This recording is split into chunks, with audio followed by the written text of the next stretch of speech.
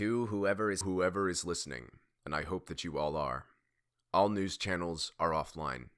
All that's left is the emergency alert system, and after scouting the area around DC, I can confirm no more information is going to be coming from the top.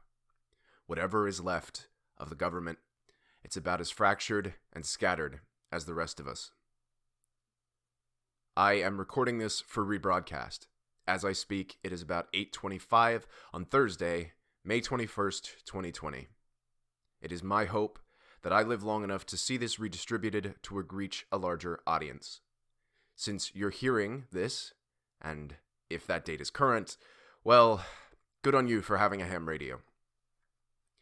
This message serves to preserve information about the Black Swarm event and subsequent nuclear exchange, as well as disseminate what life-saving information I've picked up in my travels.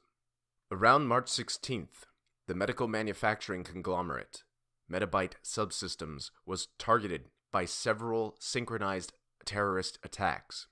89 facilities worldwide were targeted, with 6 of the attacks thwarted. Of those attacks, 35 of the facilities were considered critically breached, and nanorobotics swarmed into the surrounding areas, filling the air with a swarm of nanites that reportedly blocked out the sun. These swarms were a function of several different types of nanite attempting to execute various complicated instructions, and as a result they created sporadic movement and in some cases fought for dominance, causing a cloud of nanomachines that spread far and wide, making this a global crisis. Several states of the Union issued declarations of state of emergency. Life, caught in the swarm and inundated with the machines, had a 16% chance of spontaneously dying from adverse health effects or complications with other existing nanite treatments. 42% were likely to develop fatal alterations to their bodies, for a total of a 58% mortality rate. Of the survivors, there was a mixed bag of beneficial mutations and detrimental mutilations. Irrespective of this, 71% of all nanite-infected individuals showed signs consistent with a proprietary medical treatment that reportedly would extend the projected lifespan of any given individual by 80 years. Reports have only confirmed these figures in the United States. On the morning of March 17th, a contingency was triggered. Utilizing the emergency broadcast system, the U.S. government, with aid from Metabyte technicians, broadcast a wide-spectrum kill code that aimed to shut down the Black Swarm. This led to a 65% reduction in the swarm and about 40,000 estimated additional casualties. Ordered by President Robert Declan, the nanorobotic exclusion zone in New York State was to be probed by a U.S. Marine specialist team trained in nanorobotic warfare. It was believed that more up-to-date kill code information could be recovered from Metabyte Site 28 in Manhattan. Up until this point, the use of nanomachines in warfare beyond battlefield medicine had never been employed. Due to the addendum of the Geneva Conventions in 2018, nanorobotics had been added to the same category as biological, chemical, and radioactive weapons. 2 CH-53D helicopters were loaded with intent for the probe. On approach of the exclusion zone, one experienced engine trouble and crashed just inside the zone. From here, the world began to understand just what nanites could do. Interviews with the survivors of the team suggested that some of the nanites were displaying, I don't want to use these words lightly, zombie-like properties. It was stated they approached the crash-landed team with a tactical sophistication that suggested complex communication, despite their only utterances being howls and grunts.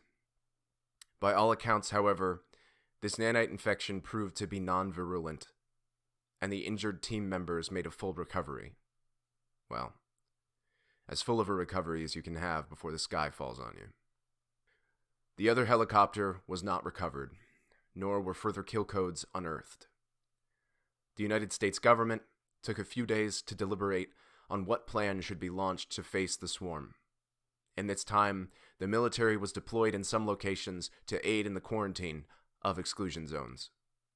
On the 19th of March, it was decided that a number of nuclear weapons would be launched to detonate over the country as an attempt to fry the swarm.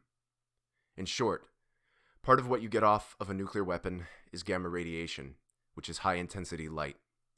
Due to the photoelectric effect, high-energy light can excite electrons to the point of emission, and free electrons are, in effect, electricity. As a result, you create short circuits in target machinery, and they are deactivated. The hope was to fry the small electronic parts of the nanites and render them inert. This was theorized to be able to mitigate the nanite-infected, or the NED. A number of nanite-affected, but non-zombie-like individuals who had been quarantined near the edge of the exclusion zones began rioting and attempting to break quarantine. Early reports suggested that there was no health risk to healthy individuals due to the nanite-affected persons, further called NEF. So NEF is the sort of mutated people that are perfectly fine. NEDs are the ones that are acting like zombies. However, with the failure to communicate and create cohesion across military ranks, as well as less dangerous quarantines being enforced by the National Guard, it created a level of confusion as to what was actually required to be contained near the slowly expanding swarm. Reports suggested that the most severe swarms saw an expansion of about 3 centimeters a day, whereas less serious containment breaches saw only millimeters. On the first day of spring, March 20th, 2020, information was disseminated to the public about the impending detonations, scheduled for the following night. Advisory warnings for how to EMP-proof your electronics were broadcast throughout the day, and come sundown, nuclear weapons were launched with the intention of EMPing the swarm. It was said that a small number of residential fires were started, most buildings lost power, and most broadcasts cut out. And the world was quiet for about 3 hours. Meanwhile, green lights, similar to the aurora borealis, painted the sky. There was inevitably international backlash for the use of nukes in this way. Despite the critics of this definitive action, it invariably proved that the nuclear option was an option. As a result of the EMP, certain U.S. dead-hand protocols had been preemptively turned off, as undoubtedly the EMP would have been an indication of first strike under normal circumstances. Errantly, a nuclear weapon was launched over the pole, clearly expecting to catch the U.S. off guard.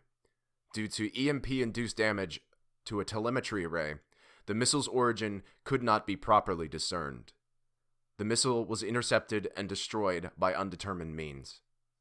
President Robert Declan declared war on both the Soviet alliance of Russia and the Democratic Republic of China, as well as any allies of theirs that dared fire upon the U.S.